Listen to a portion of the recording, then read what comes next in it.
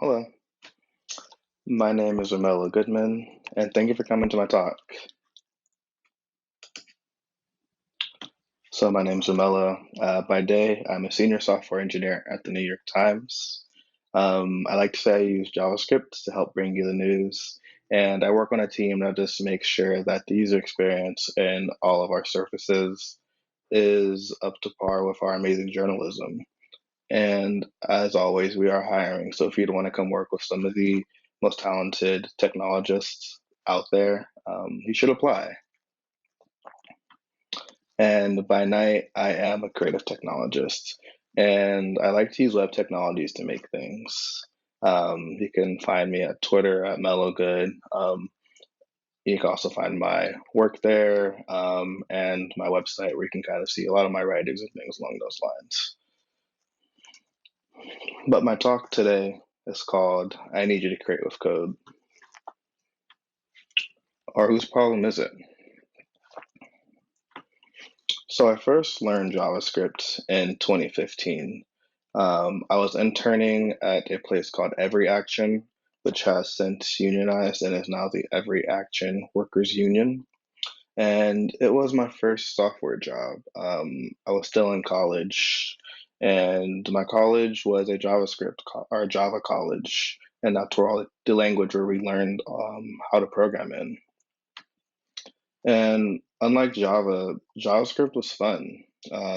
It felt more inclusive. My coworkers who I was working with, they looked like me, but also online. People in the online community also looked like me. And overall, it was more diverse than my classrooms and my teachers, where there was really only one way to program. And if you did it outside of what was narrowly acceptable, you were seen as incompetent or not a real programmer or computer scientist. And another big difference is that JavaScript felt dynamic. Where in school, I was kind of just learning the best practices and learning how to program in someone else's way of thinking.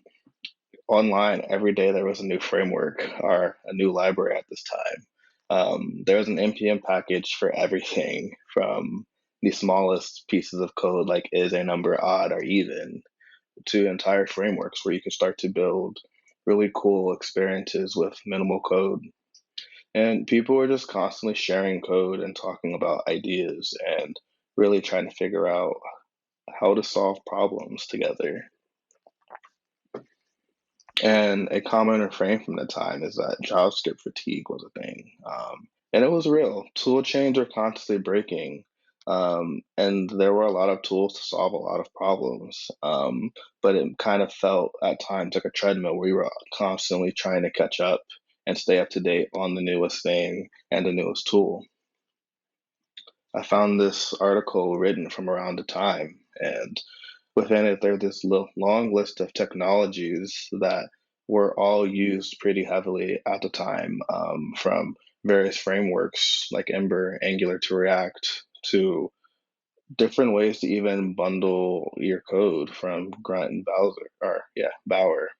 And just if you look at React state management by itself, there's three libraries here, um, all who were pretty well supported, had a wide adoption, and different use cases and pros and cons for each one. And I think that underscored that the community was really helping each other solve problems. People were talking about solutions that were unique to them, and solving problems was fun because people were just doing it to kind of help each other out, but also to tackle challenges that maybe they weren't using in their day to day, but that didn't mean that it wasn't a cool thing to work on or it wasn't worthwhile. And I think overall, I just felt like everyone was seeking to understand what JavaScript can do and what we all can do when we're coding together and all working together as a community. And no problem was too small, everyone was just creating and vibing on like their libraries. And overall, I think the community just felt like there was a sense of exploration of let's just try things out and let's work together. And I like what you did, so I'm going to take it and tweak it and add my own little spin on it. And it just felt expressive through code. But today, I feel as though there are less problems to solve, and there's a lot of the exploration has really solidified. And I think you see this reflected in the tools that we use today as a community. If you return back to this list of popular frameworks and tools and libraries from 2016, even in my day to day, I find myself only using around these five. Um, and a lot of these libraries either have consolidated or are no longer being supported. Um, and I think this is good in a way. Solidification means that there's no longer a treadmill. There's no longer people gatekeeping knowledge on kind of esoteric or lesser known libraries to kind of make it seem like you can't be a real programmer if you didn't use this library. And I think it's good because it has made coding more accessible. It's easier to get into the industry there. It's easier to even learn how to code because you can just pick up one tool and become really proficient in programming if you know a tool like React, and you can find a job and really see a shift in your career by picking up a single tool. And I think that's cool. But I also think it's important to ask ourselves whose problems are we solving? I think that companies have really started to see the importance of open source software. Um, and I think that you see this as these projects get more and more aligned with the sponsoring company. For example, React and Facebook, AMP and Google, or even Next and Vercel. And I think as you see the rise of these developer relation positions, companies are really going out and trying to do their best to go into communities and incentivize developers to build and develop on their platforms. And I think at the heart of it, a lot of today's problems end up being the company's problems. Um, because when our problems are aligned with a company, we will always be solving their use cases and be aligned with their business needs. And I also think that when we only code against someone else's problems, we fail to think about what code can do. And we really become constrained to a narrow window of use cases. And I think that to go back to the slide or ask whose problem is it? The central question I've been really thinking about a lot is, are these the only problems that code can solve? And I found my answer a little bit in creative coding. So the Wikipedia definition for creative coding is a type of computer programming in which the goal is to create something expressive instead of something functional. And I think that when you hear this term creative coding, we usually think that creative coding is artistic. Um, when I started getting into the scene, I started seeing that it was creative coders like Tyler Hobbs and generative artists like Tyler Hobbs who were creating these beautiful pieces of generative art.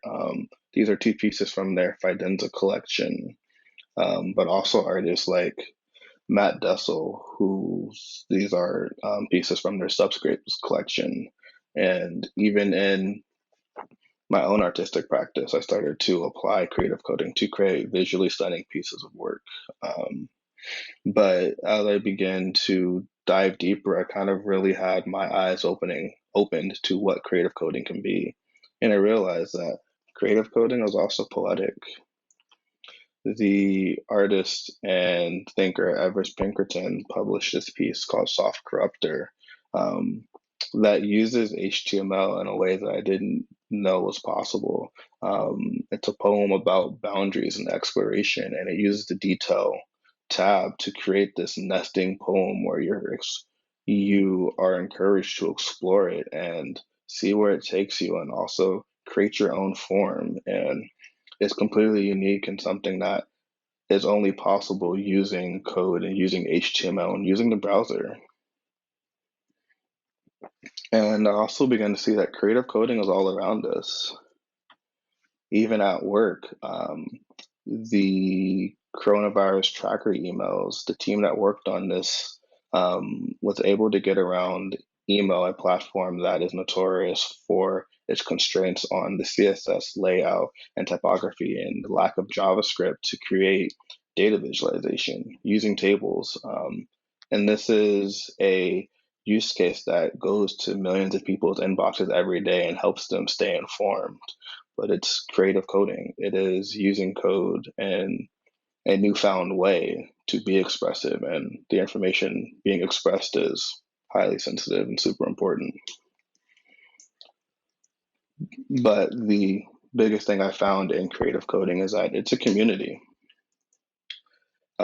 People post their work on Twitter and on social media using hashtags like creative coding, Plotter Twitter, generative art, Art Sketchbook Sunday, and just share what they've been working on. It's been really cool seeing people through this community and through these hashtags come up with their own styles and come up with the types of art that they like to make and the types of problems they like to solve, and really look at them and be like, actually, I've been working on this, or hey, can anyone tell me how to solve this issue? Or even see people take each other's code and build on top of it. And I think you see it further, this culture of sharing and all in this together, and the fact that people are writing tutorials again, and not just tutorials of how to set up your React state, but tutorials of how to subdivide a rectangle, or how to work with layout, how to create organic patterns, or even full algorithmic breakdowns like the subscripts breakdown that Matt Dussel wrote. And the biggest thing is that creative coding has really reshaped my understanding of what code can be. Um, as I said earlier, I began to kind of see code as something that I did for work and only beneficial to building out tools for companies. But code can be so much more than it means to create monetary value. And that has been the single greatest thing that I have taken away from my involvement in creative coding.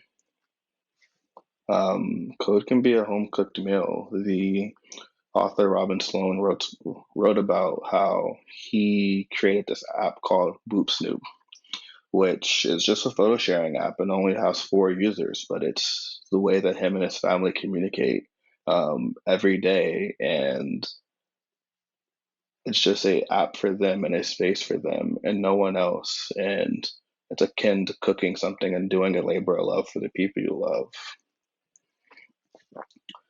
Code can also be a way of sharing culture.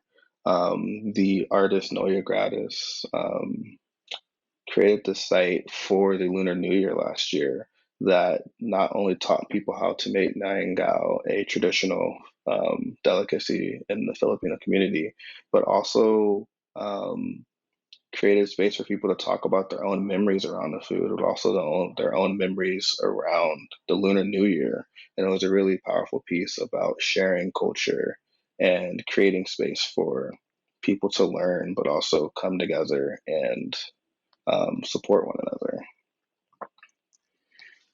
And code can also be an act of resistance. When the Texas abortion law was passed, a TikToker took to create a script for leaving bad reviews and leaving fake tips on the state's website. And it was really cool to see because it's a use of code and it's a script and it's something that you can use to try to have an outside influence on this world when at times it feels as though there's nothing you can do with some situations. But then lastly, code can be a tool for organizing. Me and my amazing coworkers have come together to declare that we would like to unionize, and we created a website around it. It's open source, and I believe it uses technologies like Next.js that and React and all of these tools that I mentioned before that have become standardized in our community. But instead of building interactions or tools for a website or a company, we're using it to share our voice and create a platform for us to come together and care about one another. Um, but really, code can be whatever we want it to be. But it's only through this act of imagining new use cases. Creating of code is about defining our own problems and creating our own solutions. And I hope that whether it be on your own or with a community, that you start to create with code and you start to come up with your own problems. Thank you so much for listening.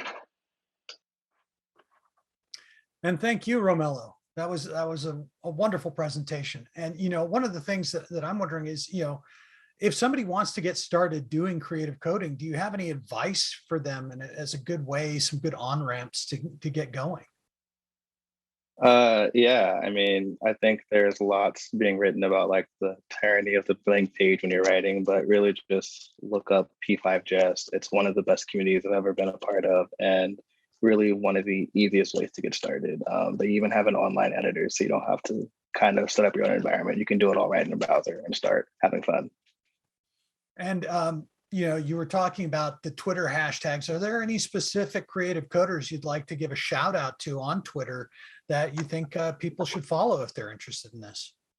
Yeah, I would say George does code. Whenever he drops a new tutorial, I mentioned one of them in the presentation, but it's will usually be a technique that like will really elevate my own practice. So always looking out for whenever he tweets something. So yeah, I believe it's at George does code. All righty then. We do have a couple. One, Steph has asked, do you have any good resources? Is there anything else? Are you like sold P5 as the place to start, or are there any other options? Yeah, I mean, so I think P5 is a great starting point. There is also allows you to kind of look at Coding Train on YouTube. All those videos, I believe, are in processing, which is kind of the sibling to P5. But a lot of the kind of underlying thinking and ideas behind them can be ported over, and it can be like really language agnostic. When you're working with just like shapes and lines, a lot of tools allow you to work with shapes and lines, so you can work in D3.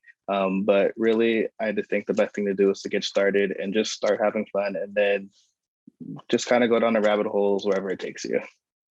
So basically, pick a tech and get going. Exactly. Stop worrying about which is the best and just get moving. All right. Exactly. Well, don't want to be too prescriptive. Yeah. Well, that works for me, and I think that works for a lot of people. We have a lot of people here commenting in your AMA who are just entranced with what you've shared with us. So thank you so much, Romello. And I'm going to let our elves whisk you off stage so I can introduce our break. All right. Sounds great. Thank you.